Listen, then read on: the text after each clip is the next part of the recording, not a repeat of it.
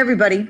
I know a number of people were ready to get started on their graphs with their data and decided that the best way to maybe show you how to do an overlay, which I think some of you may already know, was just to make a real short screencast. So here I just have a set of data. I know mine's much shorter than yours would be. I just put in a few data points, 4, whereas I think you have, I don't know, 6 or 7.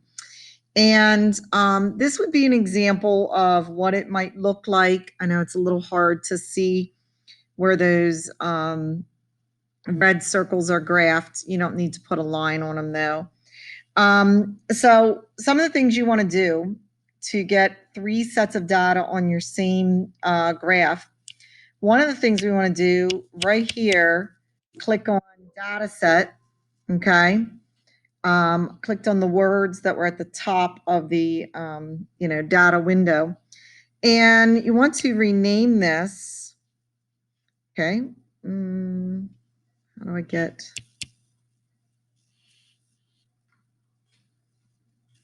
Okay, just had to figure out how do I get a keyboard. Challenges of new things. Never screencast anything like this before, but you see how I renamed it NaCl because that was the first one that you did. So then what you want to do is go under data and do new data set. Okay, now it's going to call this second one NaCl as well. Well, we don't want that, right? So what we got to do is rename that one. So I'm going to click on it, try and get it to come up. It's not clicking for me. Oh my goodness. I think it's at that dead spot in my screen.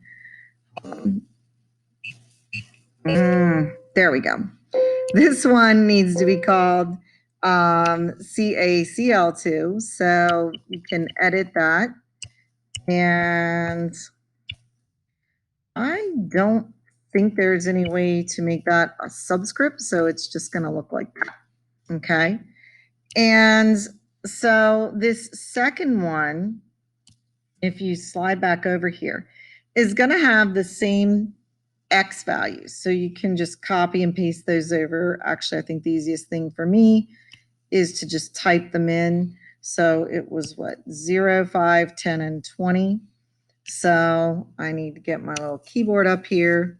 You, of course, will be able to do it without doing it this way. So, hold on. So 0. Need it in here. 5. 10. Be nice if we can get a new data set. It copied the same thing, but it doesn't. It might not always be the same, so I understand why it doesn't. And then I just made up a set of numbers. I mean, I didn't measure these. I just randomly made them up. So let me see.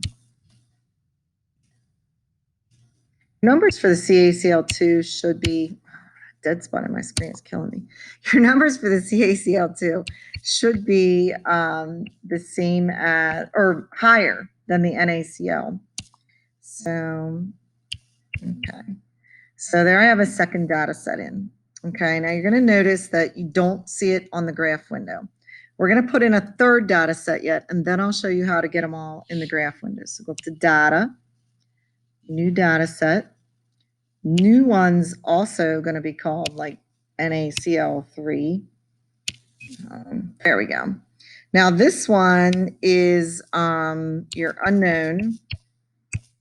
And you put in like whatever your number is. Let's say I'm going to pretend I have unknown 33.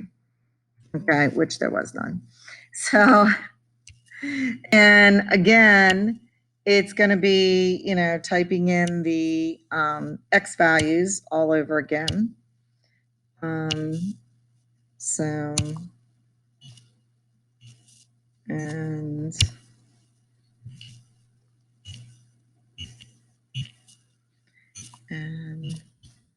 so, and then I have to slide over a little bit and type in your data for the unknown. Again, I just made up a set. Okay, these are made up numbers. So, whoops, First one needs to be 0. Some of you might have gotten like slightly negative or slightly positive numbers for that. That's fine. They're probably pretty small though. Your second one might even be pretty small too. But I just made up some numbers. And let me see. The fourth one. It's good I didn't do too many. It takes a while to type these in when you're doing it this way. All right. So now we have all of our data sets in. We have an unknown, we have the calcium chloride, and we have the sodium chloride. Now, you're only seeing the original sodium chloride on the graph window. You know how you double click to get your title on the graph? So you double click and get your title there. Well, instead of that graph options where you put the title, pick axes options, okay? Now you can see your 3 data sets in this right here where it says y-axis columns. And you want to expand the other 2. And you have to put a check mark in front of conductivity. So now I'm going to open up the plus for the unknown 33 and put a check mark in front of conductivity. Now, I'm also going to go back to the graph, though, and ask for a legend. Because what a legend will do is it will show me which ones are which. Okay, for example, now you can see that the red circle is NaCl, that the red square is CaCl2, and that the reddish diamond is the unknown. Now, I can see that my unknown, and you might want to move this. Look, that was kind of covering those up. And you can even like make this a bigger number just so you can see those last points. Like maybe I'll make it 25. Since didn't want to do that. Either that or I didn't hit something right. Sorry.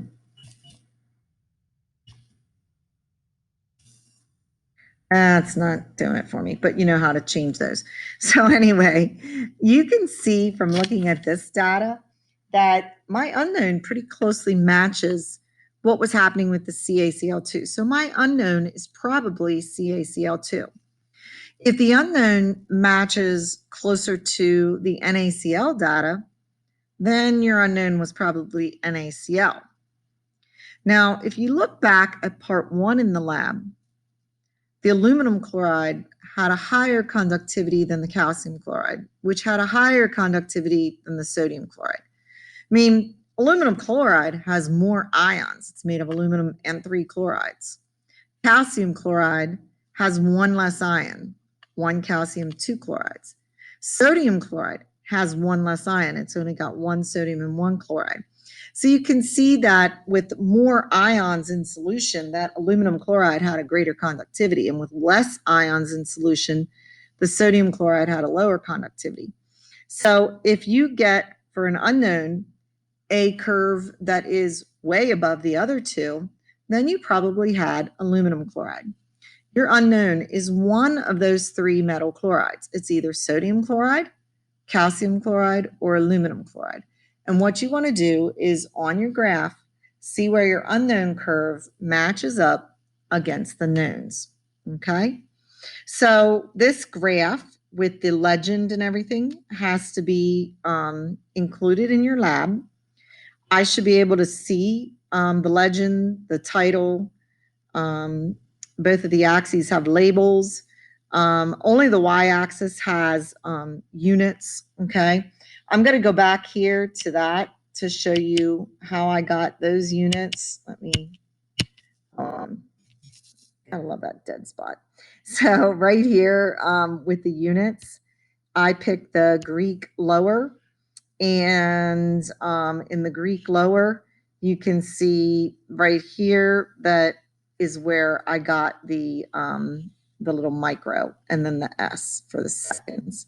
Now I have too many units in there because I already had micro in there, but that's where I got that. So make sure that you put units on your y-axis. The x-axis, number of drops, doesn't really get any units. And that you show all 3 data sets on the graph and that you have a title. And with all 3 data sets, you should be able to figure out your unknown. And oh my goodness, I see that I have a typo. So I'd like you guys to also do this kind of thing, like look your graph over, because typos happen, but I get a lot of stuff from people where they don't check that kind of thing. So, all right. So that I would copy and paste into my lab because it looks pretty good to me now. All right. Good luck with yours. See me with any questions. Thanks.